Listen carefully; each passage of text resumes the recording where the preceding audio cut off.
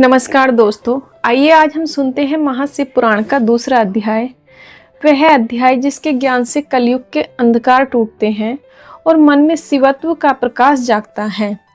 सूत जी ऋषियों के सामने बैठते हैं और कहते हैं, हे महान मुनियों, आप लोगों ने बहुत पवित्र प्रश्न किया है। मैं आज गुरु और भगवान शिव का स्मरण करके आप सभी को वह ज्ञान बताने जा रहा हूँ जो पूरे तीनों लोकों का कल्याण करने वाला है। यह शिव पुराण वेदों का सार, धर्म का निचोड़ और पापों का विनाश करने वाला उत्तम पुराण है। जब तक यह शिव पुराण दुनिया में नहीं फैलता, तब तक कलयुग में पाप निर्भय होकर घूमते रहेंगे। धर्मशास्त्र आपस में टकराएंगे। तीर्थों, देवस्थान, मंत्र, सिद्धांत सब जगह विवाद ही विवाद रहेगा और तब तक कोई भी व्यक्ति शिव के परम स्वरूप को भली भांति नहीं समझ सकेगा। परंतु जैसे ही शिव पुराण का उपदेश संसार में गूंजता है, अंधकार हट जाता है, पाप गल जाते हैं और मनुष्य के जीवन में दिव्य प्रकाश उतर आता है।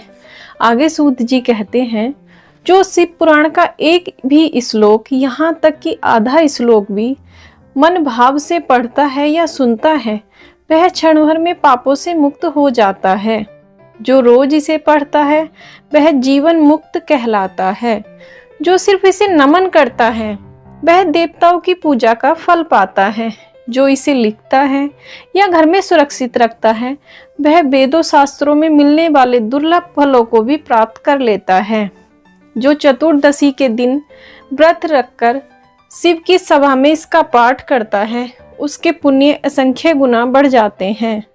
जो रात दिन शिव पुराण गाता है, उसके सत्कर्म करोड़ों गुना फल देते हैं। जो रुद्र संहिता को मौन रखकर भैरव प्रतिमा के पास पढ़ता है, उसकी सभी मनोकामनाएं पूर्ण हो जाती हैं। कैलाश संहिता का श्रवण तो बड़े से बड़े पापों को भी मिटा देता है। रौद्री संहिता दुष्प्रभार, दुर्व्यवहार, कठोर वाणी और दूषित आचरण से उत्पन्न पापों को भी एक बार के कीर्तन से ही समाप्त कर देती है। बिल्व वृक्ष के नीचे संहिता का पाठ ऐसा फल देता है जिसे वाणी से नहीं कहा जा सकता। यदि कोई व्यक्ति इसे पढ़कर ब्राह्मणों को भोजन कराए तो उसके पितृ स्वयं शिव के परम धाम में पहुंच जाते हैं। सूत जी फिर संहिताओं का वर्णन करते हैं। विद्येश्वर, रौद्र, शत्रुद्र, कोटिरुद्र, मोम, कैलाश और वायव्य से सप्त संहिताएं मिलकर शिव पुराण का दिव्य स्वरूप बनाती हैं।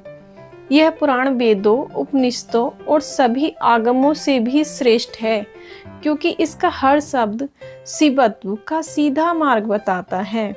वे कहते हैं, जो मनुष्य इसे भाव से पढ़ता है या सुनता है वह भगवान शिव का प्रिय बनता है और परम मुक्ति को प्राप्त करता है। शिव पुराण का संदेश साफ है, ज्ञान अपनाओ, शिवत्व जगाओ और अपने जीवन को दिव्य पथ पर ले जाओ। क्योंकि जो शिव पुराण से जुड़ जाता है वह कभी अंधकार में नहीं रहता। हर दिन थोड़ा थोड़ा पढ़ो, थोड़ा सा सुनो और देखो जीवन कैसे बदलता है।